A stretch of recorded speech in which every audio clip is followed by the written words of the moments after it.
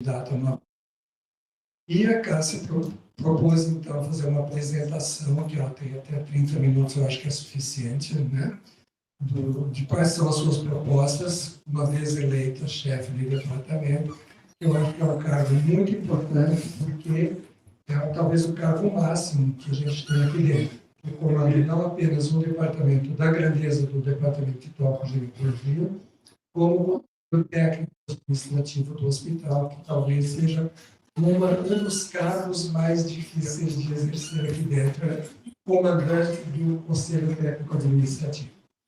Então, Cássia, a palavra é sua, porque o dia é seu, e obrigado por ter se candidatado e espero que tenhamos uma boa relação nesse projeto. Obrigado, Cássia. Obrigada, professor Belmiro. Bom dia a todos. Eu trouxe aqui algumas propostas com relação à chefia do departamento, agora nessa gestão 2023-2025.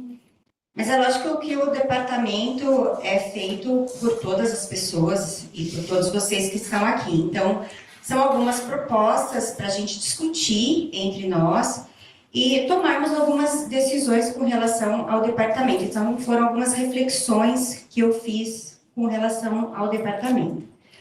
Para começar, eu gostaria só de situar a minha trajetória aqui no departamento. Então, eu sou graduada aqui na faculdade, eu sou da 32ª turma, que graduou em 1999.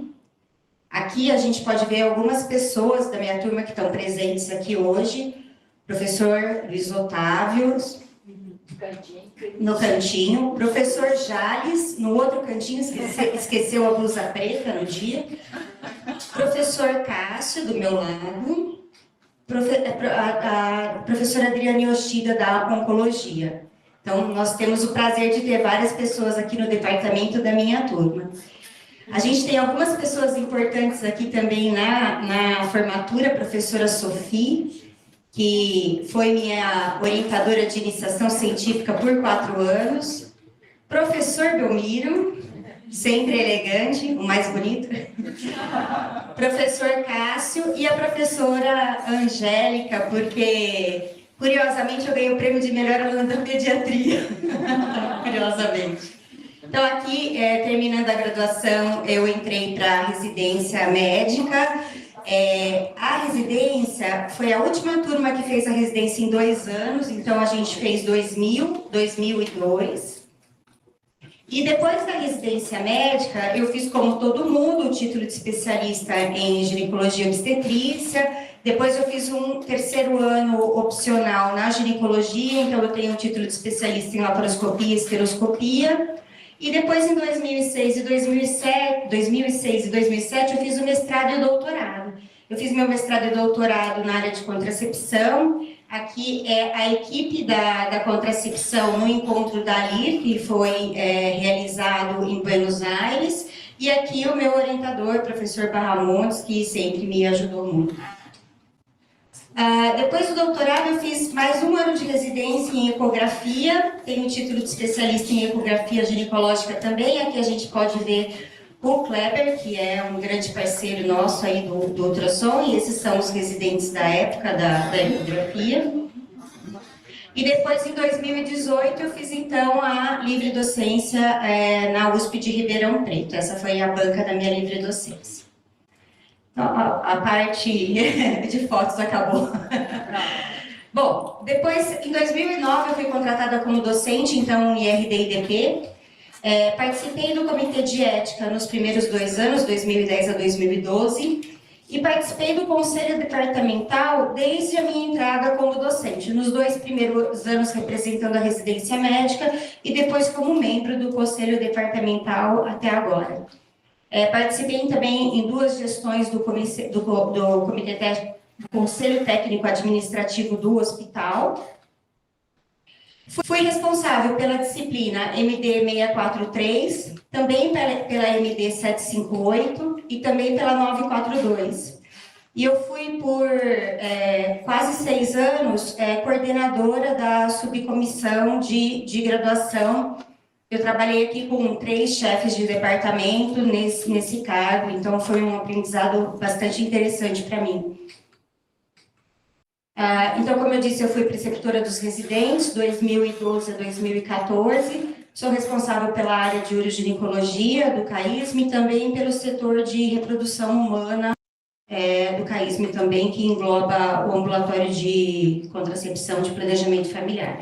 E sou gestora aí de várias disciplinas. Então, basicamente, essa é a minha trajetória. Na pós-graduação, eu faço parte como professor da pós-graduação desde que eu entrei como docente. Sou responsável atualmente por uma disciplina, que é a metodologia em pesquisa 1, e fui membro da comissão de pós-graduação na gestão de 2021, que acabou agora em março de 2023. Na pós-graduação eu já orientei vários alunos e tenho aí uma produção científica aí compatível com a nossa pós-graduação, né, que é nota 7. E na extensão eu sou responsável basicamente por 2 cursos, que é o curso de fisioterapia aplicada à saúde da mulher, que era um curso de extensão e agora é um curso lato sensu, e pelo curso de uroginecologia, que era um curso de extensão e agora também é um curso lato sensu. E eu fiz parte como membro suplente da comissão de extensão universitária de 2018 até 2022. Então, eu resumi aqui a minha trajetória só para mostrar assim, a experiência que eu tenho em cada uma das áreas, para a gente poder discutir. Eu achei importante trazer isso, porque aqui tem alunos, residentes que não conhecem a nossa trajetória, né?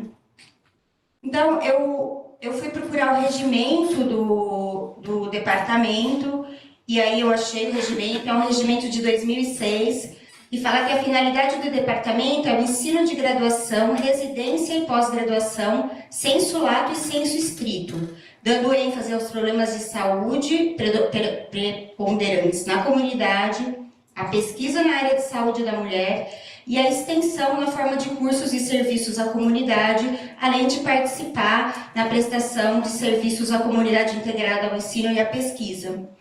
Me chamou um pouco a atenção que esse regimento é de 2006. Eu consultei até a professora Eliana, o professor Zeferino, para saber se não tinha, por acaso, uma revisão desse regimento, e eles me disseram que não, que essa é a última versão mesmo, é de 2006, é a que consta na página da FCM. Então, eu acho que como uma primeira proposta, sim, seria interessante que a gente rediscutisse esse regimento, atualizasse esse regimento, porque algumas coisas que a gente tem feito acabam ficando fora do regimento, né? E, inclusive, assim, a data dessa consulta, né, para a chefia do departamento está fora da data que estava lá, porque aconteceram uma série de coisas aí históricas. Então, eu acho que uma primeira coisa seria interessante a gente atualizar esse regimento. Outra coisa que eu pensei bastante é sobre esse tipo de reunião aqui, sobre a reunião do departamento, e eu acho que isso daí é uma coisa muito difícil. Eu tenho certeza que nós temos que ter uma reunião do departamento. E eu acho que a forma presencial agora, que acabou a pandemia e que o anfiteatro está praticamente entregue novamente, é a melhor forma de nos reunirmos. Mas a gente tem um problema com a adesão, tanto dos docentes, quanto dos residentes, quanto dos alunos de graduação.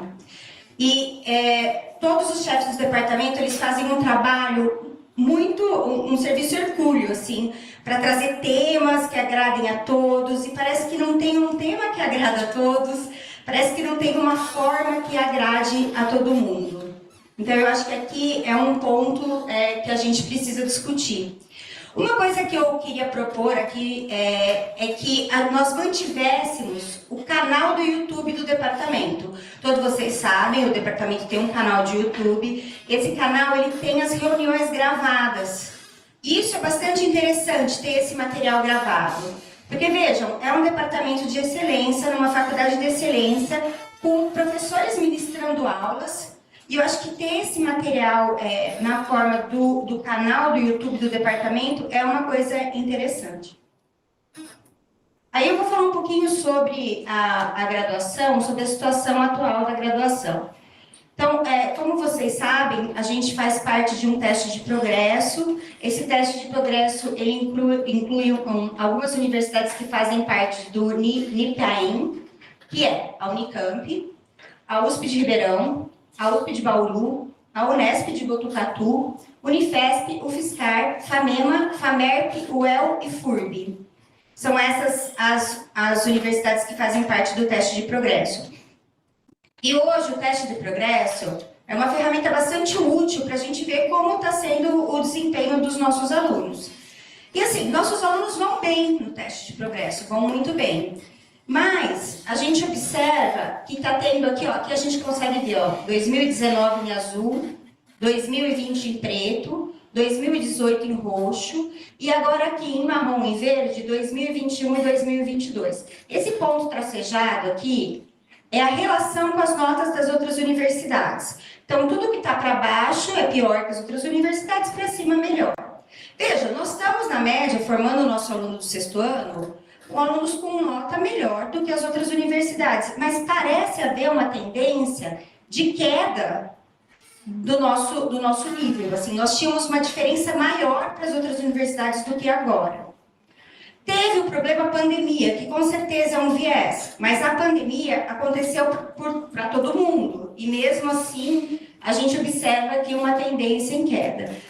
Eu não quero trazer isso como uma crítica aos nossos alunos, nem como uma crítica a nenhuma dessas coisas. O que eu quero discutir é que eu sempre acho que há uma possibilidade de melhora. Nem quando as coisas estão ótimas, inclusive quando as coisas estão ótimas, a gente tem uma possibilidade de melhorar. Então eu acho que vale a pena a gente pensar um pouco em o que a gente pode fazer de diferente.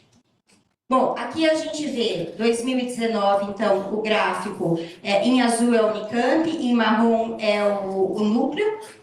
Aqui 2020, 2021 praticamente uma linha em cima da linha do grupo, e 2022 também uma tendência bem parecida com as notas das outras escolas que fazem parte do consórcio. E a GO?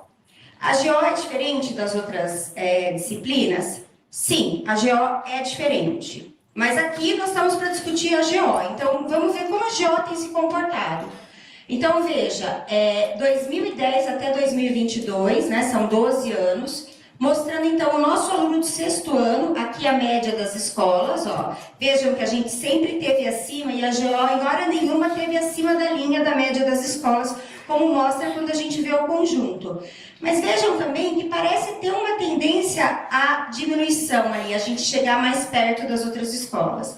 Então, de novo, isso não é uma crítica, é só um incentivo para a gente pensar em como a gente pode melhorar.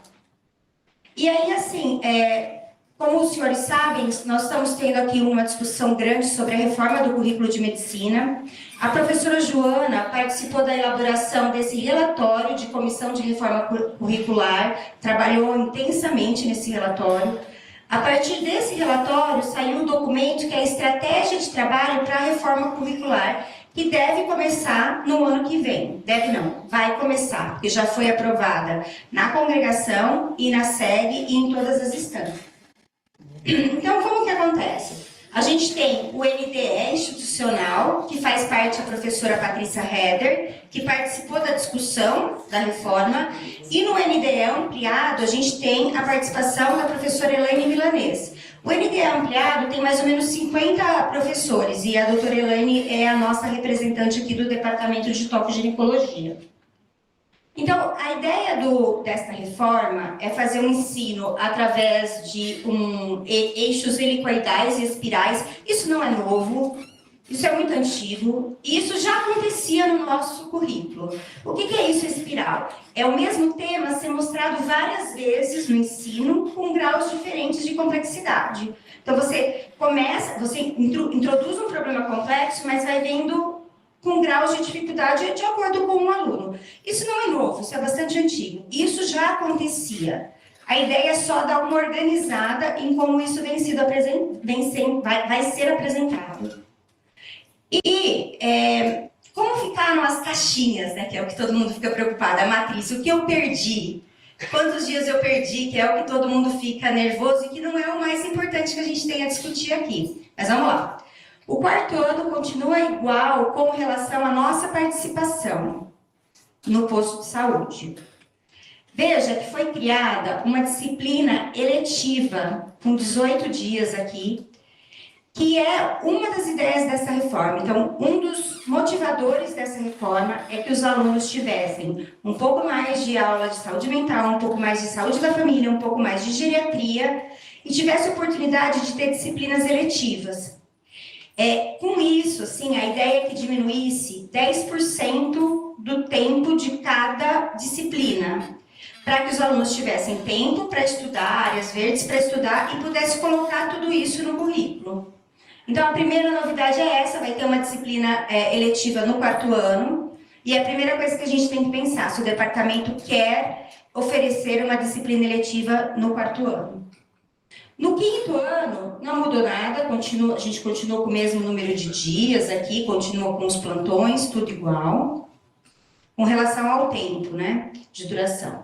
E no sexto ano, a gente tinha um estágio de 20 dias úteis, que era feito da seguinte forma: 10 dias no Hospital Estadual de Sumaré, 10 dias aqui no CAISM. Desses 10 dias, 5 dias nos ambulatórios especializados de onco e 5 dias no ambulatório especializados de gineco. Agora, nós perdemos metade desse estágio, a gente tem um estágio de 10 dias úteis, então nós vamos precisar repensar o sexto ano, vamos precisar repensar o que oferecer nesses 10 dias úteis. E abriu aqui uma disciplina eletiva de 5 dias.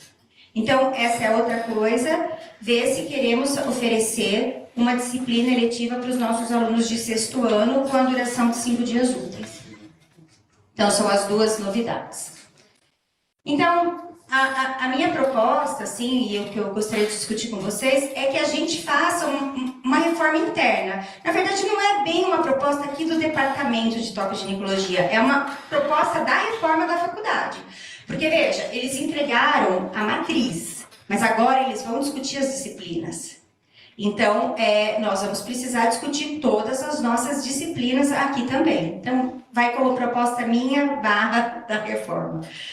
E assim, eu acho que não é só a grade que a gente tem que discutir. Fica todo mundo preocupado com a grade. Vai reduzir meu ambulatório, não vai reduzir meu ambulatório? Mas eu acho que a gente tem que pensar de algumas coisas que essa reforma está fazendo a discussão. O nosso ensino é muito centrado no professor. E ele precisa ser centrado no aluno. Eu já escutei algumas coisas assim: não vamos tirar essa aula porque o professor fulano de tal gosta de dar essa aula. E isso não pode acontecer assim. Tem que a aula que o professor gosta tem que ser a aula que o aluno precisa, entendeu? Então, a gente precisa pensar nisso e ter isso sempre permanente na nossa mente. Pra gente, às vezes, fica um pouco difícil saber o que o aluno precisa. Porque a gente vê a nossa realidade como especialista. Então, às vezes é um pouco conflitante pra gente isso. E aí é que vem a ideia das competências e das EPAs, né? As EPAs são as atividades profissionais confiáveis. Na residência, isso está muito claro, muito fácil. Por quê? Porque a Febrasgo fez isso. A Febrasgo diz: o nosso residente ele tem que saber isso, e com relação às EPAs, ele tem que ter X números de cesárea, por exemplo. Então, assim, para a residência está pronto. Para a graduação, isso vem sido estimulado pela gestão da professora Joana, e eu participei disso como coordenadora da subcomissão, em a gente escrever as nossas competências. E das nossas competências, talvez a gente escrever as nossas EPAs também. Porque eu acho que é isso, assim, como você sabe o que o aluno precisa? Como você sabe quantos partos ele precisa fazer? Isso precisa estar escrito e registrado, porque com isso a gente consegue fazer uma discussão dos conteúdos. Então, nesse contexto, pensando no nosso terceiro ano, eu acho que o nosso terceiro ano vai precisar de uma reestruturação da forma como ele é apresentado. Então, vejam, talvez a gente seja um momento para a gente colocar mais simulações para esses alunos. E simulação? Simulação de hemorragia de parto? Não, não é isso. O terceiro ano, ele é semiologia. Então, talvez seja o momento da gente mostrar para eles alguns problemas que a gente está tendo com o aprendizado decorrente da digitalização dos prontuários médicos. Nós sabemos que os alunos copiam e colam a conduta e HD, copia e cola, copia e cola. E aí acontecem umas coisas bastante graves, assim. Por exemplo, a paciente tem um câncer de mama e ela veio para fazer uma mastectomia. Então, a hipótese diagnóstica não é câncer de mama, é o diagnóstico que é câncer de mama. A ordem do diagnóstico, que é aquela coisa que todos nós aprendemos em como fazer direitinho, já não tem essa ordem. Fica uma confusão. Então, talvez aqui no terceiro ano seja o momento da gente simular prescrição, da gente simular consultas, como fazer uma anamnese, porque vejam que a gente tem um outro problema, que é o espaço do hospital. Cada vez mais a gente tem menos espaço para o número de alunos. Então, talvez o terceiro ano seja o momento da gente pensar isso, pensar na forma do terceiro ano. Com relação ao quarto ano, o quarto ano é uma discussão que precisa ter com a FCM. Eu, na última congregação, que eu estava substituindo a professora Fernanda, eu ainda falei isso. Porque o quarto ano é importante, mas a professora Raquel, da Infecto, colocou, e eu concordei. O que acontece é que o quarto ano virou o quê? Um estágio para os docentes. Você entrou, você é obrigado a ficar no quarto ano, paga o seu estágio, porque é um sacrifício que você tem que fazer, é um preço que você paga para entrar. E não pode ser entendido dessa forma. Agora, eu entendo que da forma como o quarto ano é feito, era para ser assumido pela saúde da família. Só que a saúde da família não tem condição de assumir esse quarto ano. Então, o que a gente precisa discutir com a FCM é que forma vai ser dado esse quarto ano. Porque nós vamos falar um pouco mais para frente do nosso problema de vaga docente também. Então, de repente, será que a gente tem que contratar os nossos residentes recém-saídos da graduação, que tem uma visão mais geral, não sei?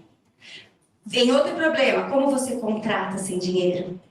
Então, o quarto ano é um problema, continua sendo um problema, e é um problema difícil realmente de solucionar, e eu acho que a única forma, a gestão não é do departamento, né, a gestão é da FCM, a única forma é discutir isso com a FCM.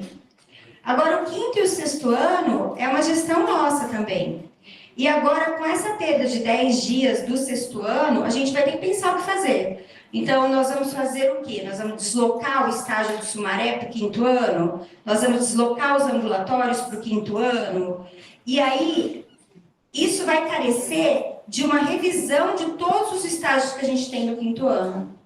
E aí, eu acho que é a oportunidade da gente antecipar a reforma, que vai ser discutido, e ir discutindo internamente o que é importante para o aluno e se as nossas disciplinas estão adequadas, porque a última vez que aconteceu uma reforma já tem muito tempo, né? Já tem mais de 20 anos.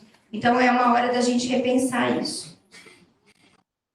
Outra coisa que está sendo muito discutido é de tentar não compartimentalizar muito o ensino. Então, talvez pensar em alguma integração com outras disciplinas. A aula teórica é um problema. Por que é um problema? Porque os alunos não conseguem comparecer às 4h30 para a aula teórica, poucos vão, e aí a gente começa a pensar, se poucos conseguem ir, se a forma também está certa, né? E aí, o que fazer com essa aula teórica? Eu descobri que eles têm acesso às aulas gravadas, então quem não vai vê a aula gravada depois. Só que a aula gravada nós gravamos para a pandemia, anos atrás. Talvez não seja mais a mesma aula que a gente está oferecendo hoje. Então, eu acho que essa coisa de centrado no aluno, a discussão que eu acho que a gente deve ter aqui é como nós vamos oferecer esse conteúdo? E vai ser uma aula tradicional mesmo? Ou vai ser uma aula invertida, por exemplo? Ou a gente vai disponibilizar o material online e depois vir para discussão só com os alunos do conteúdo? Então, acho que tudo isso a gente tem que repensar, que é um problema importante. E a avaliação eu acho que o grande problema que a gente tem que repensar. Vocês sabem que a pediatria está ficando com uma média de 10, 12 alunos de exame por ciclo.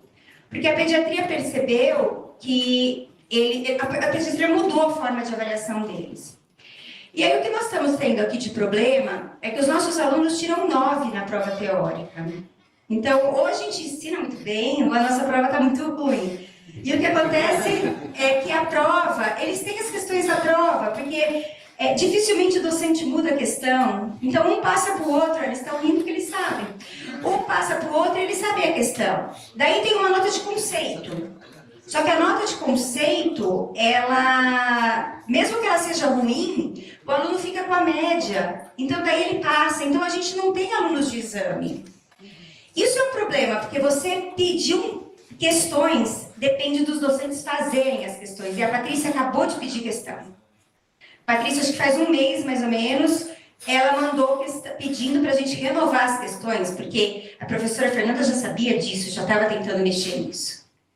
Aí, a pergunta é, quantos de nós enviamos questões novas para a professora Patrícia? Então, quanto é nossa culpa também? A gente pode culpabilizar a forma de avaliação, ok? Vamos pensar se a gente quer uma prova dissertativa, se a gente quer fazer uma prova prática com os alunos, se a gente troca aquele conceito que a gente tem, tudo isso eu acho que a gente tem que discutir. Mas nenhuma estratégia de avaliação vai ser suficiente se o corpo docente não se empenhar e não participar. Porque não dá para ser infinito nesse tipo de coisa. E não dá para a professora Patrícia fazer a questão da aula que eu dei, entendeu? Eu tenho que fazer isso.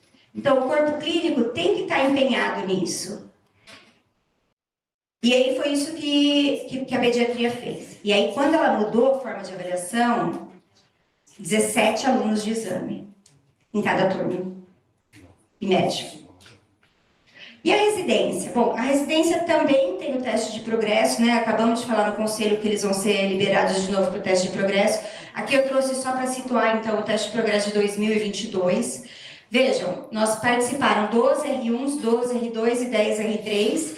A média dos nossos alunos foi de 6,96, 7,13 e 7,38, que é muito superior à média do P60 do desempenho nacional. Aqui, desculpe, ficou um pouco borrado, mas em verde aqui está a mediana do nosso serviço, em rosa a mediana nacional. Então veja que a gente ficou acima do P60 da mediana nacional e acima também da mediana nos 3 anos, R1, R2, R3. Quando a gente pega a corte 2020, 2021 e 2022, a gente tem um resultado bastante parecido, ó. Vejam aqui a mediana, 6,05, 6,60, 7,38 e o P60, 5,60, 6,20, 6,83. E aqui a gente consegue ver no gráfico, então, ó, a mediana do nosso serviço em azul, aqui em rosa o P60 nacional, em verde a mediana nacional e em marrom aqui o P30 nacional. Então, os alunos têm ido bem nessa prova do teste de progresso.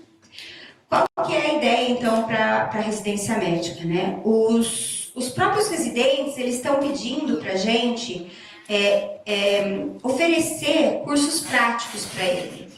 Uma gama maior de cursos práticos. E a professora Daniela vem trabalhando nisso, né? Semana passada eu até participei com ela de um curso prático em implantes contraceptivos.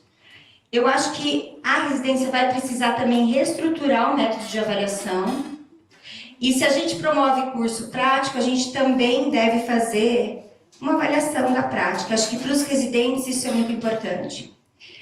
A ideia da residência médica, a Dani colocou isso também na reunião do conselho hoje, é que a gente consiga internacionalizar a residência médica. E isso é uma coisa bastante importante para o departamento, para a Unicamp e também para os alunos. Para acontecer essa internacionalização, a gente fazer uma férias de 30 dias, que é o que está estabelecido, é uma coisa importante, porque se o aluno tiver 30 dias corridos de férias, a gente pode estimular esse aluno para fazer um estágio internacional. Então, eu acho que para os nossos alunos isso é uma coisa interessante. Além disso, para você conseguir ter uma internacionalização, a gente precisa mudar o esquema de avaliação. A Top Gineco é um dos lugares que melhor avalia o residente, para vocês terem uma ideia. E a gente tem pelo menos 2 provas semestrais. Eu sei que 2 provas semestrais é ruim, mas é o que tem. Tem lugar aí que não tem prova, e tem lugar que tem uma prova anual, assim. Mas não é suficiente. Eu acho que a gente precisa ter, para ser internacional, provas trimestrais. E a gente precisa ter avaliação prática dos nossos residentes. Então, eu acho que a gente precisa repensar na forma de avaliação, tanto da graduação quanto da residência médica. Outra coisa que é uma proposta minha é que a gente rediscuta, e eu já conversei com a Cristina isso na Gineco, com relação aos pedidos de estágio externo. A gente vem tendo uma quantidade enorme de pedidos de estágio. Eu acabei de falar que a gente não tem espaço no hospital, é que o terceiro ano, às vezes, acaba ocupando um lugar grande da enfermaria. Então, será que a gente tem que oferecer tanto estágio externo assim? Será que a Gineco precisa oferecer para 8 residentes por mês estágio externo? Para 4 residentes por mês estágio externo? Quantos alunos, eu não estou dizendo para a gente não receber, não é isso, mas quantos alunos a gente comporta em receber? E quanto a gente está suprindo a falha de outras faculdades, de ensino de outras faculdades. Então, a gente precisa discutir isso, que eu acho que isso impacta diretamente nos nossos residentes. Aí um pouquinho sobre a pós-graduação, né? Então, como vocês sabem, a pós-graduação é nota 7. É nota 7 que nas últimas avaliações de triênios ou quadriênios. Isso é muito bom, né? Nota 7, nós somos muito bons, mas eu acho que isso traz uma responsabilidade enorme, que é manter-nos bons. Então, como a gente vai manter essa nota 7? Porque não dá para se acomodar. Se a gente se acomodar, isso vai cair. Então, eu acho que aqui é um desafio muito grande. E é o que eu digo, assim, não é porque a gente é bom que a gente não consiga repensar em como a gente pode modificar algumas coisas. E aí, assim, nós temos 27 docentes permanentes na pós, 20 são docentes do DTG, tem o professor Barramontes, que é um docente aposentado, que seria o 21º, 20 são docentes atualmente do DTG. O que mostra, então, uma intersecção bastante aí da parte da pós-graduação com as atividades aqui do departamento também. A professora Laura fez um trabalho bastante interessante com esse Planes agora em 2023, e ela inclusive vai publicar os resultados desse encontro, que eu achei que foi um encontro muito feliz para a discussão da pós-graduação.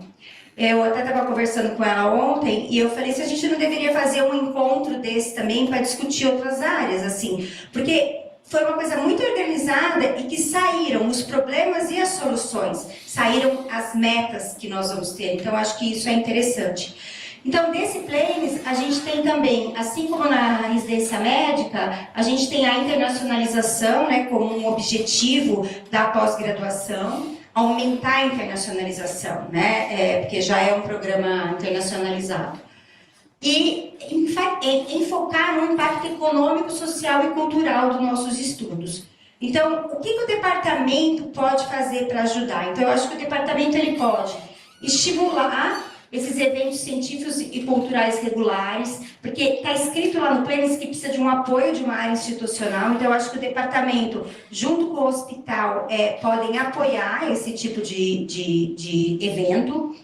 Pode ajudar na divulgação dos resultados que contribuam para a sociedade, então eu acho que o departamento consegue fazer isso. Pode estimular jovens docentes para um pós-doutorado no exterior. Então eu acho que isso é uma coisa bastante importante, isso ajuda muito na internacionalização e o departamento deve ajudar nisso.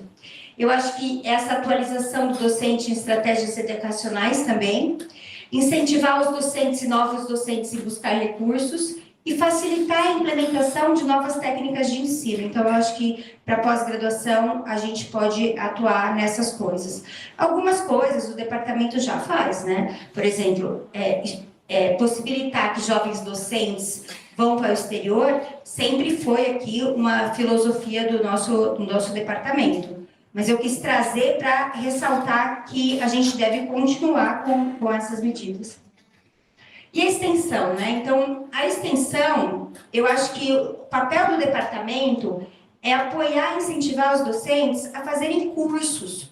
Eu acho que isso a gente não faz muito. Se a gente pensar na USP, por exemplo, a USP tem workshop de energias, workshop de urogineco, jornada de urogineco, eles têm uma quantidade assim, imensa de cursos que é feita pelo departamento deles de ginecologia e obstetrícia e são os docentes que promovem.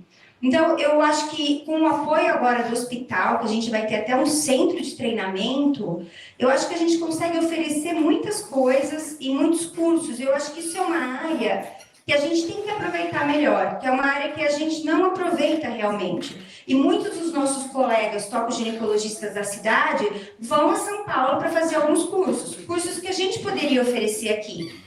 Então, eu acho que com essa interação aí com o hospital, com esse novo espaço, eu acho que isso traz um incentivo para a gente discutir.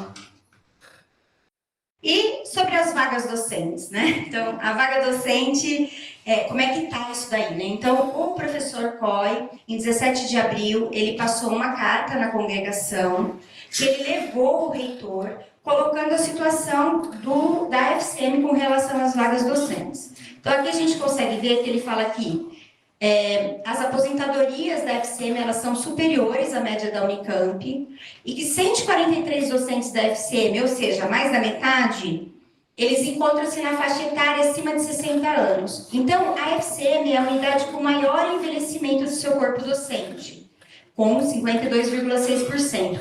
O segundo lugar é a Engenharia Química, que tem 40%, e as outras unidades têm 27% de envelhecimento.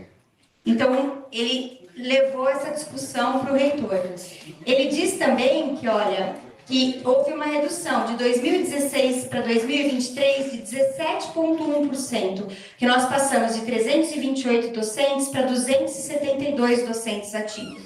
E isso está tendo um impacto realmente em como continuar a manter o ensino da forma que ele é. E a gente tem sentido aqui isso todos os dias, né? A redução do quadro de docentes.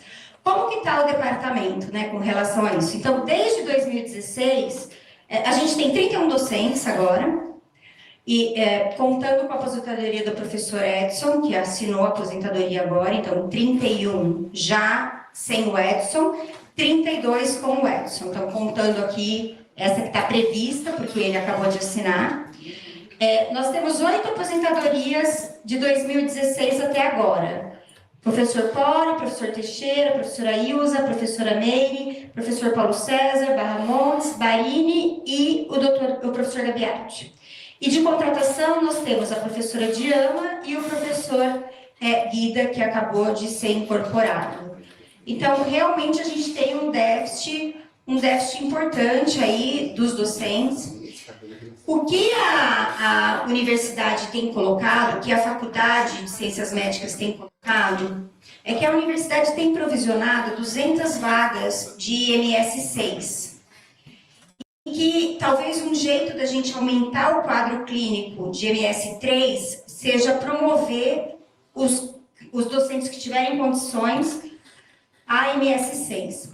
Então, com isso, a FCM mandou uma carta para a gente na semana passada, que eu distribuí para todos os senhores, dizendo que quem tiver condição a ser professor titular pode se apresentar, vai poder se apresentar no curso desse tempo, não é uma medida isolada agora, porque tem essas vagas provisionadas. Quando eles provisionaram 200 vagas, o recurso daquele professor que passa professor titular, ele volta para a universidade. Então, eu acabei de conversar com a professora Surita para a gente ir até a FCM na semana que vem e conversar com o COI, dizendo, olha, a gente tinha uma meia vaga que ficou aí e agora vamos ter o processo aí, o concurso da professora Cristina, então ela vai receber a vaga que está provisionada, o dinheiro da vaga dela volta, será que não conseguimos mais uma vaga para chamar mais um docente? Então, é uma coisa que eu e a professora Surita vamos trabalhar nisso aí a semana que vem.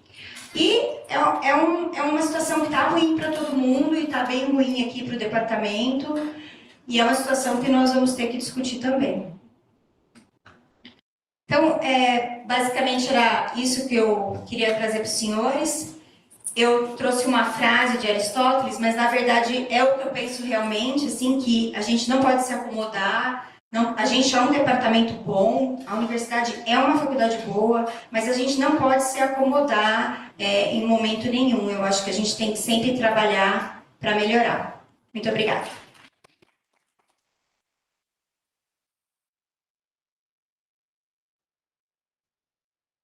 Muito obrigado, Cássia. foi realmente, para a gente entender e fazer alguma coisa daqui para frente, é preciso entender a história que ela contou para a gente, de sua trajetória, até a situação que a Unicamp se encontra hoje em relação à questão do ensino, a questão da estabilidade, a questão do futuro, etc. Então, eu apenas estou coordenando a mesa, quem faz as perguntas são vocês. E vocês podem se inscrever e a gente vai abrir, então, para vocês fazerem perguntas para a professora Cássia. Está aberto. Então, primeira doutora Cristina. Cássia, a gente é amiga, então eu vou falar, né, até tem viés, mas a tua apresentação foi brilhante, mostra o quanto você está preparada para assumir esse papel. O quanto você transitou em todas as áreas e está apresentando para a gente uma visão madura, uma visão nos chamando para participar disso. Eu queria entender de você como você pensou a participação dos alunos nesse processo. Eu tenho sentido os alunos um pouco mais distantes do que eu senti no passado. Mas primeiro, te parabenizar. Obrigada. Tenho certeza que a gente vai ter uma festa. Obrigada. Espero, mas eu preciso da ajuda de todo mundo. A reforma, ela inclui a participação dos alunos na reforma. Então, tem o representante discente deles e eles foram chamados a participar. Eles participaram de alguns eventos para discutir, porque eu acho essencial que eles participem. Não só eu, como toda a FCM, acho essencial a participação dos alunos. Então, para o nosso processo aqui interno, eles vão participar dessas disciplinas, como eu disse, vai ser muito discutido. Mas para o nosso processo aqui interno, eu acho que o representante deles deve participar com a gente. Inclusive, o representante deles, ele faz parte da subcomissão de graduação. Então, eles vão poder participar e vão poder ser ouvidos, que eu acho que é uma coisa bastante importante. Porque por mais que a gente veja a coisa como um todo, né, quem vive os estágios são eles, né, e quem vive na prática as dificuldades e os acertos são eles também. Obrigado, Cássia. A Joana tinha pedido a palavra, mas ela saiu. Posso só Agora, Fernanda, pode falar. uma questão? Essa questão da participação de alunos e residentes, eu também senti falta da participação, mas não porque eles não sejam chamados. Os alunos de graduação, eles têm assento em todas as reuniões da subcomissão de ensino. Eles têm assento no conselho departamental, hoje, inclusive, não estavam presentes. Os residentes, eles têm assento na subcomissão de residência e no conselho de departamento. Então, assim como nós temos uma responsabilidade enorme em validar as questões para que as provas sejam renovadas, todo mundo tem importância enorme na representatividade nas ações. Então, eu acho que o departamento ele se faz com todos os seus níveis. E é super importante dar trabalho que todo mundo tem esses espaços. Mas eu falo isso para vocês, vocês estão acabando, vai vir uma aula agora. É muito importante que vocês ocupem esses espaços e tragam os problemas para a subcomissão, para a chefia do departamento. A gente fica disponível para conversar e vocês têm esse espaço, sempre tiveram aqui. Eu estou aqui há muitos anos, eu fui representante dos internos quando eu era aluna aqui e tive um monte de dor de cabeça com isso. Então, assim, é uma questão que dá trabalho, assim como com os residentes. Acho que com os residentes é mais simples, está aqui a Dani, que nas épocas difíceis fizemos reuniões todas as segundas-feiras de manhã com alguns grupos aqui para tentar resolver os problemas e ouvir as demandas. E assim, eu acho que isso é uma questão super importante. Depois eu só queria complementar isso, mas eu até não tenho umas coisas que eu queria falar para a professora Cássia, que eu acho que são importantes. Se quiser, eu falo já. Pode falar já, depois... Tá. Então, eu queria falar das disciplinas eletivas, né? Eles me chamaram quando soube que ia ter essa diminuição de uma carga horária, e eu acho que dentro da diminuição de carga horária que a gente poderia ter tido esses 10 dias no sexto ano, isso é um alívio, quando eu vi que foi isso. E eu acho que essa proposta de a gente tem sim como fazer disciplinas eletivas. No sexto ano eu já tenho até na minha cabeça, estou à disposição de conversar com vocês o que seria a proposta. Para o quarto ano, talvez seja uma coisa mais pensada, tenha que ser pensada, porque até o número de alunos é maior. E essa uma semana no sexto ano, talvez a gente consiga suprir de uma forma melhor uma coisa que era dada mais ou menos nesse estágio, que era um como estágio. E uma proposta que eu tenho, que eu tentei muito e não consegui um pouco, consegui reduzir tipo assim, uns 20%, mas precisa ser reduzido mais. Você já falou das aulas teóricas, mas eu acho que isso é fundamental. As aulas teóricas do quinto ano, elas precisam ser revistas, focadas no aluno, em temas específicos, certo?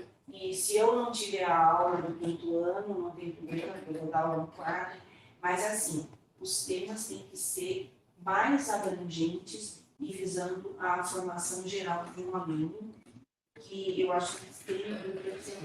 E outra coisa que eu acho que é muito importante é garantir as EPAs para os residentes. A FEBRASCO montou essas EPAs e nós montamos as EPAs. Você montou a sua EPA, eu montei a EPA de pré-natal, então nós fizemos as EPAs. O Departamento de Tocoginecologia tem uma representação enorme dentro da FEBRASCO.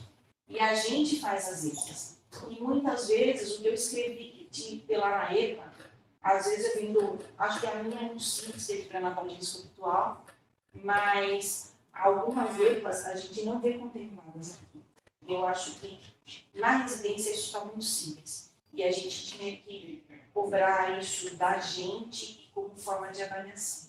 E a última coisa que eu vou falar, né, primeiro, parabenizar a Cássia. Eu quero que você tenha muito sucesso. A gente tem muitos sonhos e às vezes alguma coisa atravessa. Tipo assim, eu fiz uma proposta, porque quando eu vi assim, né, 4 meses que eu estava aqui na pandemia, né? E aí assim, que legal, eu ia fazer tudo isso. Não, esquece, muda o curso, reajusta, muda o mundo.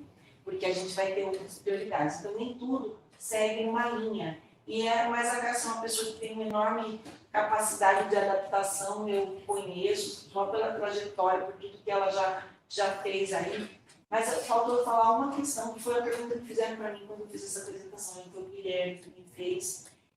Como que você vê o papel do chefe do departamento no Conselho Técnico Administrativo?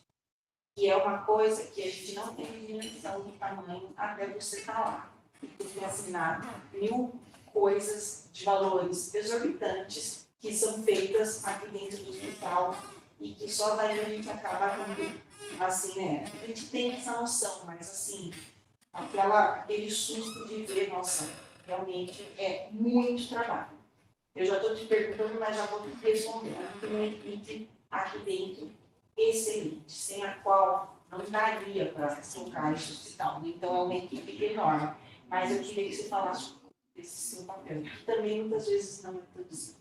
Mas, assim, parabenizar, Miro pela condução de tudo, Cássia, os pacientes em todas essas perspectivas, e realmente é o que a gente precisa. E contar, né, com o meu apoio, o que você precisar, e com certeza de todos os professores. Obrigado. Obrigada, professora Silvia. Eu acho que essa questão de fazer com que os alunos participem, de fazer com que os docentes participem, de fazer com que os residentes participem, é um ponto fundamental, né? E eu até coloquei isso um pouco na apresentação, em como nós vamos fazer essa reunião do departamento, né? Outro dia eu conversei com o Bácaro e falei, vamos fazer o quê? Vamos fechar a reunião do departamento, porque ninguém quer vir? Vamos ser o único departamento que não tem reunião? Porque todos os departamentos têm. E esses dias a Gineco participou da reunião da Mama com oncologia e tinha 40 pessoas na reunião da Mama, que é mais do que a reunião do departamento que eu estava na semana seguinte, que não tinha nenhum residente, não tinha nenhum interno. Então, o que fazer com a reunião do departamento? Porque, para mim, é claro que ela é fundamental. como fazer as pessoas participarem. E a mesma coisa com os internos. Veja, nós estamos falando aqui de mudar o estágio deles, de quinto, de sexto ano, que é eles que sabem bem como é. E você vê que tem quantos alunos aqui participando? Quantos residentes aqui participando que talvez você mude a forma de avaliação deles o ano que vem? Que você está tentando propor que a EPA que você falou seja realmente administrada e cobrada na forma de avaliação. Então, é difícil. Eu não sei essa resposta, eu não sei esse caminho de como fazer as pessoas se interessarem, porque deveria ser de interesse delas natural, assim. Então, eu acho que isso é uma questão bastante importante, assim. Com relação ao CTA, eu acho que é uma função realmente muito grande e muito difícil, envolve o hospital, então envolve números grandiosos mesmo. O nosso hospital aqui tem um número muito grande de funcionários, né? Tem uma estrutura muito grande e realmente envolve muito dinheiro e muitas decisões de onde e como usar esses dinheiros. Mas realmente também concordo com você, assim, a gente tem profissionais muito bons, a gente vê que o Luiz Otávio, o Bácaro, o Benini estão aí há muito tempo trabalhando nessa gestão, o que eu acho também um trabalho enorme, porque é um trabalho administrativo gigantesco, assim, e tem toda a equipe também de funcionários que apoiam, mas realmente é um trabalho grande, é uma responsabilidade grande e eu tenho certeza que é um trabalho que é maior do que eu estou imaginando. Obrigado, Cássia. Júlio. Parabéns. Eu pediria, é sensacional, né? A gente já conhece, mas você colocou aí bem claramente, você está mais do que preparado. Nós vamos estar representados. Queria só voltar um ponto, você chama a atenção que a gente precisaria se dedicar talvez um pouco mais, 1%, foram as avaliações, banco de questões, inúmeras coisas. Só que, por outro lado, a gente está com inúmeras atividades e menos pessoas. A gente tem muita gente na administração, tem muita gente nas outras comissões, nas outras esferas.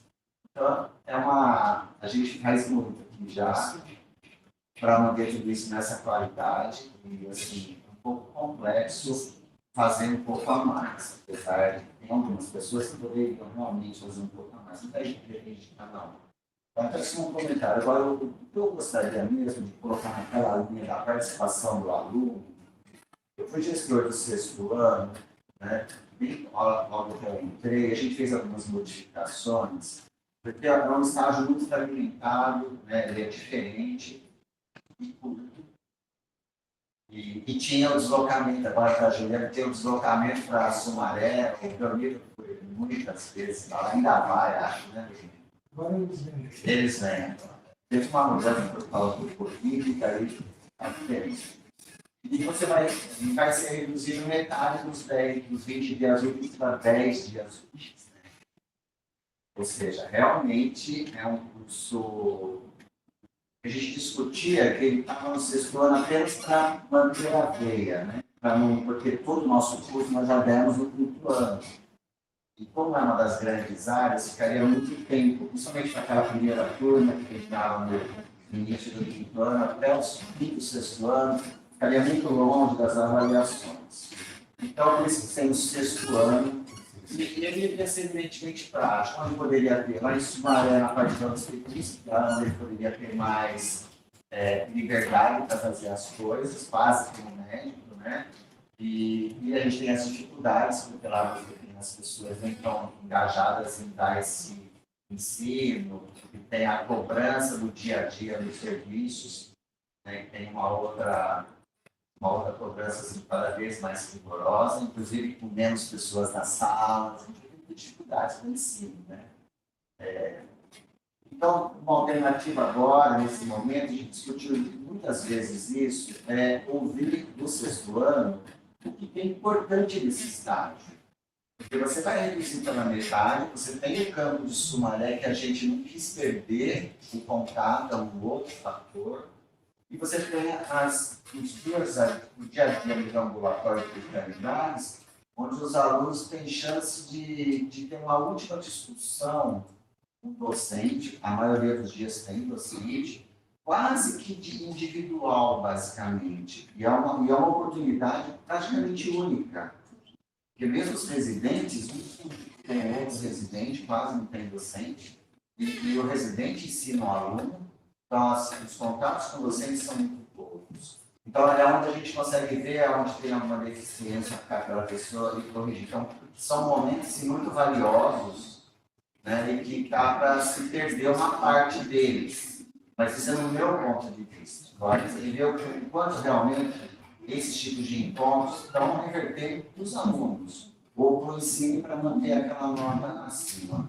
Então, é um momento, talvez agora, enquanto a gente tem esse intervalo até o ano que vem de fazer as mudanças, de talvez introduzir algum tipo de avaliação de curso especificamente, porque é muito pouco, ou a gente não vai saber, a gente vai fazer um ajuste de acordo com o número de professores, com interesses do departamento em si, e não muito do que é melhor ou pior para os alunos.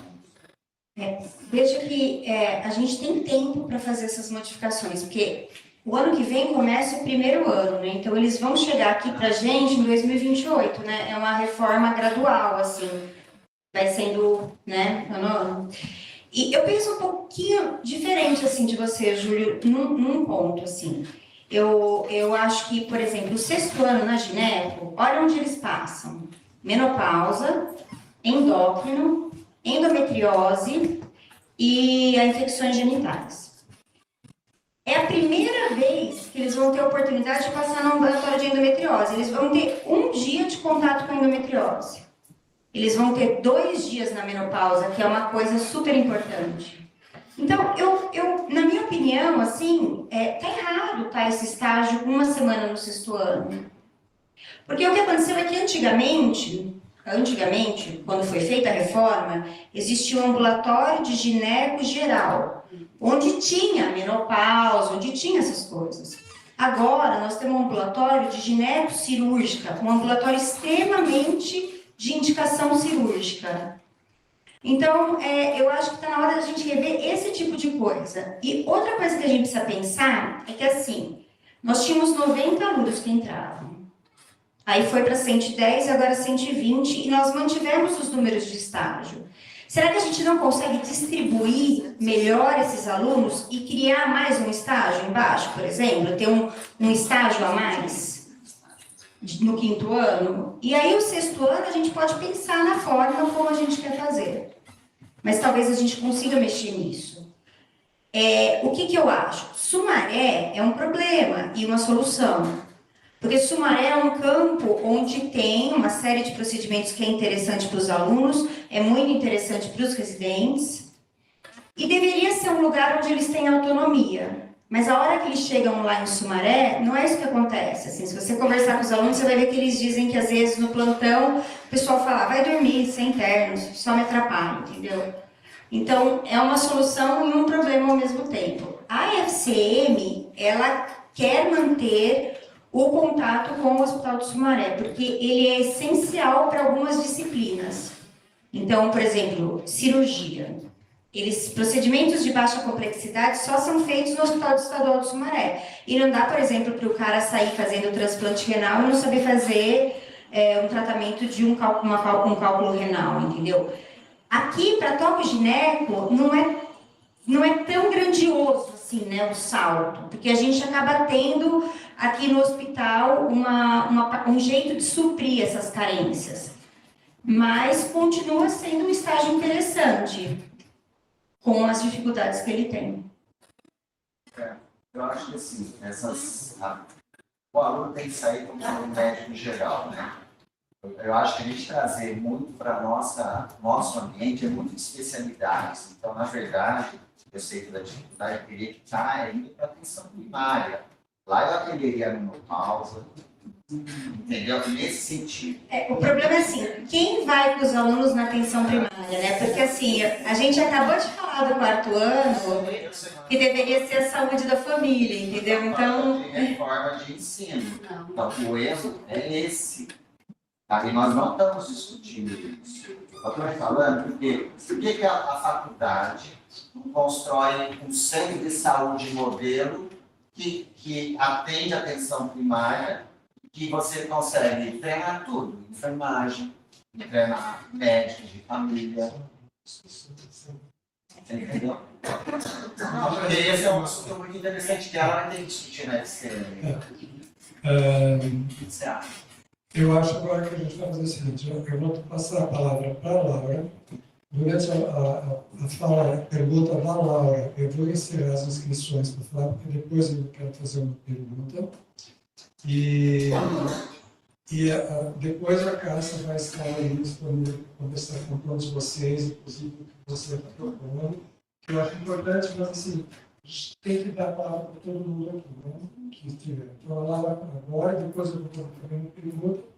E durante a fala da Laura, a gente encerra as inscrições. Tá bem? Então, a Cássia está aí até o dia da eleição, que vai ser no dia 25. E para a gente discutir, a gente votar nela, e a cédula vai ter Cássia, nulo e branco. Vai ser uma cédula eletrônica que vocês vão receber para votar. Voto obrigatório para vocês que têm possibilidade de não votar, mas não votar na casa do pai. Então, Laurinha, por favor. Bom dia a todos. Cássia, eu também tenho um completo viés na minha fala. Você tem também todo o meu apoio e achei a sua apresentação muito interessante, não só para rever a sua trajetória, mas para ver a intensidade com que você estudou e participou de todas as áreas, todas as funções fundamentais aí de atuação do chefe de departamento. Eu queria tocar em um ponto que você me colocou, talvez seja um ponto sensível, mas eu tenho certeza que na pós-graduação a gente vai trabalhar junto muito bem e eu agradeço o suporte. Mas você falando da graduação, você falou do teste de progresso, mostrou as tendências. E a aprovação e não aprovação na prova de residência? Como é que a gente vai trabalhar isso e como que a gente pode melhorar como departamento o treinamento dos alunos para a prova e talvez fazer isso, as atividades e aulas, pensando nos temas prioritários e com foco no desempenho deles e em como ajudar, porque afinal o que a gente quer é que os nossos alunos sejam aprovados aqui e nas melhores universidades do país. não, com certeza. Veja que é uma discrepância muito grande, né? Nós não tivemos nenhum aluno nosso que entrou na residência esse ano e nós temos nenhum aluno que ficou de exame, né? Isso mostra que está tendo um problema muito grande, assim. Ou a prova de residência não é compatível com o que a gente ensina, o que não faz sentido porque é a gente mesmo que faz questão para a prova de residência, ou nós estamos avaliando errado os nossos alunos e cobrando errado os nossos alunos. Que eu acho que é mais por esse lado, assim. Porque os nossos alunos tiram 9 na prova da nossa prova, aqui a média da prova teórica é 9. E depois, sabendo que alguns alunos aí têm 4, 5 de conceito, então já começa a ficar um pouco discrepante, mas o conceito, a hora que soma com a prova, dá 14, divide por 2, dá 7, então o aluno passou. E daí depois chega na residência, ele não consegue ser admitido. Então, eu acho que o ponto mais urgente e sensível é a mudança da forma de avaliação. E isso, infelizmente, dá trabalho. Só que eu sei que nós estamos em poucos, mas ou a gente assume uma realidade de que a gente não dá conta, não damos conta e tá bom, nós vamos continuar sem os nossos alunos sendo aprovados e vamos ensinar o que dá, ou a gente trabalha nisso, entendeu? A gente tem que tomar uma decisão aí como departamento do que a gente consegue fazer. Porque por mais que a gente brigue lá na FCM, e eu acho que a gente vai conseguir uma ou outra contratação, nós não vamos conseguir 9 contratações, entendeu? Nós não vamos conseguir voltar a ter o corpo docente que a gente tinha antes. E é por isso que eu digo, assim, por isso que eu falei sobre o quarto ano lá na congregação. Porque nós mandamos docentes para o quarto ano, é uma coisa que a FCM cobra da gente, nós não temos docente para enviar. Então, será que a FCM possibilita alguma outra forma da gente fazer? E talvez, será que se a gente conseguir reestruturar o terceiro ano, será que sobra um tempo para a gente conseguir se dedicar à avaliação do terceiro, quarto, quinto, do quarto não é nossa, né? Do terceiro, quinto e sexto ano? Então, acho que são decisões que são do departamento, nem são decisões da chefia do departamento, porque isso o que a gente faz, o departamento é nosso, né? É a gente que constrói e a gente que decide o que a gente quer fazer. Então, eu acho que é um assunto que tem que ser discutido, a prova de residência. E a minha resposta, Laura, a você, é que nós temos que mudar a forma de avaliação, mudar a forma do que a gente está cobrando, acertar os temas das aulas, entendeu? E obviamente, que a prova de residência tem que refletir o que a gente espera que o aluno saiba, o que a gente ensina. Mas, como eu disse, somos nós que fazemos as questões. Como eles podem errar uma questão que a gente faz? Que nós damos a matéria, nós fazemos a questão e eles não sabem. Está tendo um problema no ensino, com certeza. Isso reflete bem o problema no ensino. Obrigado, Cássia. Para iniciar, a Fernanda se inscreveu, então a Fernanda pode fazer pergunta, depois sou eu que vou fazer, aproveitando que o João voltou. Uma pergunta, é só algumas considerações, né? Eu acho que essa questão da aprovação da residência, ela foi muito sensível esse ano, mas a gente também tem que olhar o papel de cada grande área dentro dessa falta de aprovação. E o problema não foi a gente, tá? Então, isso já foi uma coisa que foi levantada, o problema não foi com o ensino da Gineco, foram algumas outras áreas, acho que a clínica médica foi um grande problema, onde várias pessoas zeraram, teve muito problema de conteúdo, e então isso é uma questão. A outra questão, o grande número de pessoas que veio prestar residência aqui, de pessoas de fora, cada vez mais, olha aqui nossos residentes, quando são de fora, as pessoas vêm de fora, as pessoas são preparadas e a concorrência aumenta. A outra questão é o número de candidatos que passam para a segunda fase, que já é uma coisa que também foi muito sensível, porque entravam 3 para cada vaga. É assim, as pessoas que ficaram de fora ficaram por 0, alguma coisa, cortadas de fazer a segunda fase. Então, pessoas muito boas daqui ficaram nesse 001 aí de diferença e foram cortadas. Isso foi um problema enorme, não foi para nós, por pouco, mas foi para muitos outros lugares que não preencheu as vagas. Uma prova super difícil, um monte de gente ficou de fora, isso já está sendo visto na prova de residência. Então, a questão de não entrar na residência, a gente tem que olhar, a gente sempre tem que melhorar, concordo, a gente sempre pode melhorar, mas não foi um problema do nosso departamento. Teve outras áreas que trouxeram esse problema de não entrar na residência, puxaram para baixo, de uma forma muito diferente que o departamento de teologia investiu. Isso é uma coisa que eu queria falar sobre isso, para a gente saber que a gente pode melhorar, mas eu acho que o grande problema não foi aqui, tá? Uma coisa que eu ia falar do Hospital Sumaré. Ainda bem, o contrato da FCM já vai até 2025 com o RES. O RES é importantíssimo para a graduação e para a residência, porque essa questão de número de partos, essa questão de esse envolvimento com um outro serviço, porque a gente vive numa bolha perfeita aqui no Carisma. A gente tem de tudo, tem todos os fios, tem tudo não sei o quê, tem todas as roupinhas, tem todo o travesseiro, tem tudo aqui. Até lá é muito bom, mas é uma forma de saber que nem tudo é o carisma e essa bolha perfeita que vocês aprendem aqui. Então, eu acho que a gente tem que valorizar muito essa. E a gente tem que lembrar que esse estado do mês do 6º ano, na outra reforma que eu participei também, ele foi um mês tirado do 5º ano daqui. Nós fizemos estágio de 4 meses de carisma. Eram 4 meses de carisma que se transformaram em 3, sendo que um mês seria para a Sumaré especialidades. Então, é ruim perder, é ruim. Mas dentro do que eu vi as áreas perderem, tirar esses 10 dias da gente foi o mínimo negociável que a gente conseguiu. E o Júlio, que também viu alguns bebês, então, sabe, o sexto ano era assim, um estágio que, no fim, era essa amarração, mas que ainda não estava bem amarrado, né? Nunca ficou bem amarrado. Agora, ele sofreu muito com essa mudança no ambulatório de ginecologia.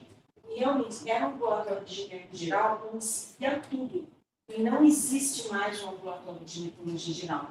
E talvez o 5º ano, esse ambulatório cirúrgico, que está passando um monte de dias esse ambulatório cirúrgico, não seja melhor, porque eles não têm as patologias ginecológicas frequentes. E eu acho que essa é a chave para a gente melhorar o nosso 5º ano. É sair desse gineco cirúrgico e pôr o 5º ano na menopausa, nem que seja no dia, nem que seja no período, e fazer eles voltarem a ter o gineco geral dentro dos ambulatórios que foram repartidos. Estou terminando. E a última coisa que eu ia falar, a FCM tem uma proposta de mover esse modelo. Existe, como dizer, que o COI tem uma planta num lugar que é longe, não sei o que, a Patrícia que sabe bem disso, que ela foi, não sei se o Rodolfo conhece, perto de Iguatemi, né? É uma área lá enorme, tem uma previsão de, assim, saúde de populações vulneráveis, específicas, mas é uma coisa que se tem a previsão de para 2028, e nós vamos estar aposentados. Mas existe essa proposta. Mas enquanto não existe, eu acho que principalmente esse ambulatório de ginecologia cirúrgico, ele vai ter que se pulverizar entre os alunos para que eles façam especialidades. Era mais ou menos a última coisa que eu queria falar, só para pegar as ideias. Eu dei um exemplo aqui do ambulatório de ginecocirúrgico, que por acaso é o ambulatório que eu faço. Então, eu quis dar um exemplo pontual do que eu acho que precisa ser visto. Mas eu já conversei na onco, já conversei na obstetrícia, e não é só o estágio da ginecocirúrgica. Na verdade, a realidade mudou. Eu dei um exemplo da gineco, mas a realidade, que eu acho que o meu ambulatório eu posso falar, mas a realidade mudou em vários setores. E, inclusive, com essa mudança do número de alunos que passa em cada estágio. Então, o que aconteceu foi mais ou menos assim: passava 3 alunos, agora passa 5, entendeu? E aí, foi isso que aconteceu. E talvez a gente consiga redistribuir isso e rever estágio por estágio. Isso não é uma coisa que eu acho que precisa, mas não é uma coisa que é minha, é uma coisa que está na reforma. Então, a reforma vai discutir as disciplinas, isso vai chegar para a gente, então nós vamos ter que trabalhar isso. Com relação à prova de residência, realmente, a prova da clínica foi desastrosa. Felizmente, esse ano, teve um seminário para analisar os resultados da prova de residência.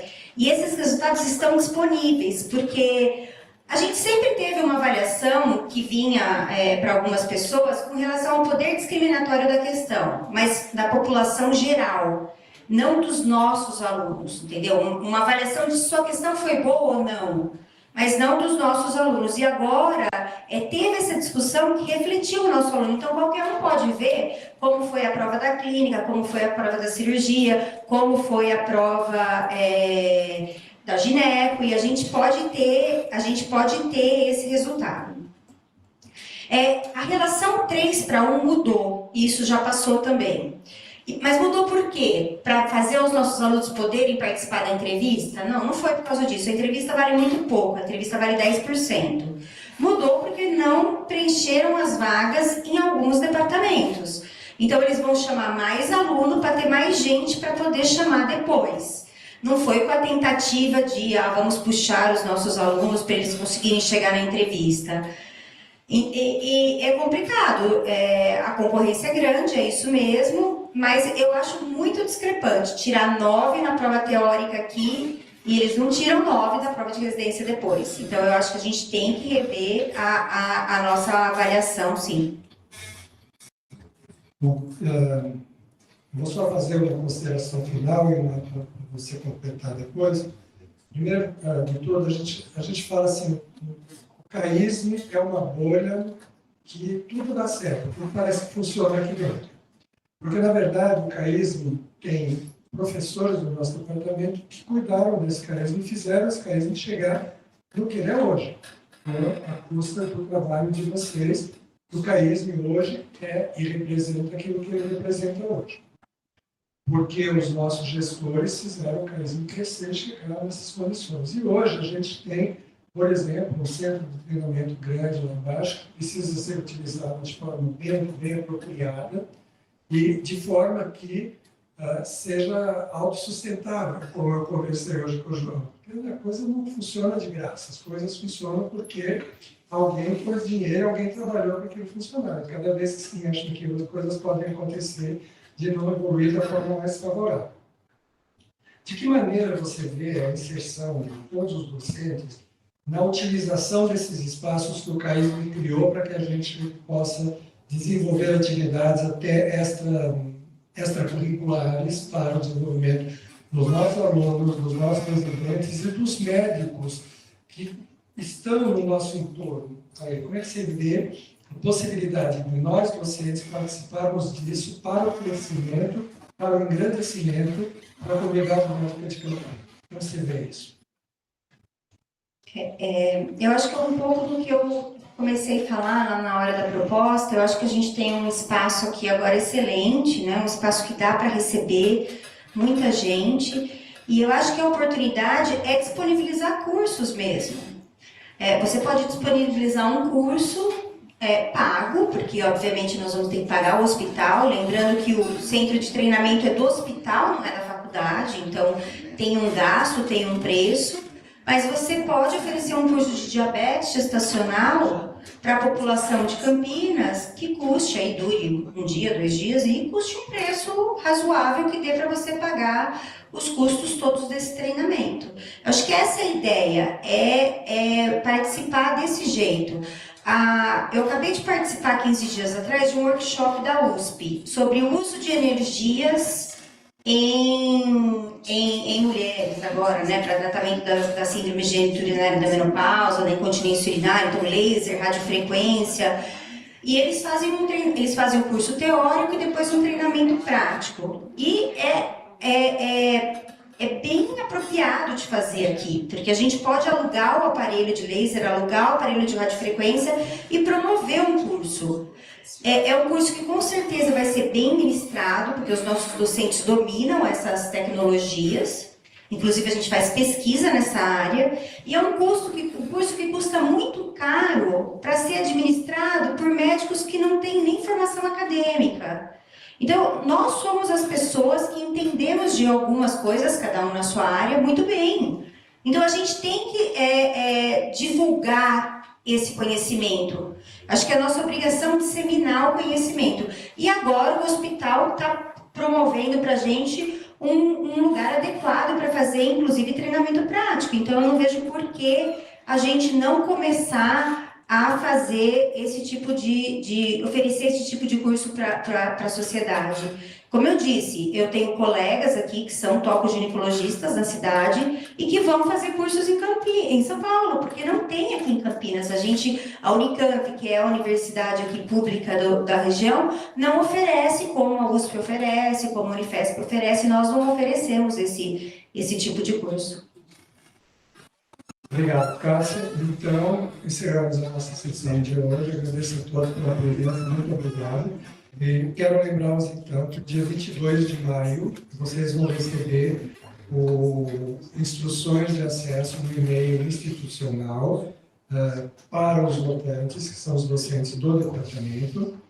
E essa eleição vai acontecer no dia 24, o dia inteiro, das 9 da manhã até as 17 horas. Terá uma cédula para a eleição, então com o nome do candidato, depois embaixo voto branco e voto nulo, e a posse será dia 25 de maio de 2023. Doutora Cássia, muito obrigado pela tua apresentação, obrigado a todos que estiveram presentes e manifestaram interesse em estar aqui. Obrigado a todos.